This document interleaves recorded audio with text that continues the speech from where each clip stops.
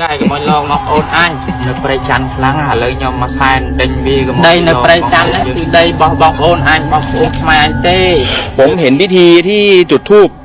นะแล้วก็โรยข้าวสารเนี้ยอยากจะบอกอย่างแรกเลยเก็บข้าวสารไว้กินเถอะเพราะฉะนั้นไม่ต้องทำพิธีใส่ผมหรอกครับเก็บข้าวไว้ให้เขมรที่อดอยากกินเถอะ rồi anh tới ai cái mồi lon mọc ôn anh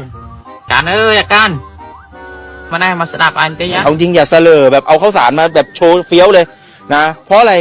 เมื่อคืนที่ผมบอกอดอยากเนี่ยหลังจากที่เราเปิดเพลงกดดันนอนก็ไม่หลับข้าวก็ไม่มีกินหิวโหยจนเจ้าหน้าที่เมื่อคืนเขาจับเขมรที่หลบหนีเข้าประเทศได้30กว่าคนนะเพราะฉะนั้นไม่ต้องทำพิธีใส่ผมหรอกครับเก็บข้าวไว้ให้เขมรที่อดอยากกินเถอะ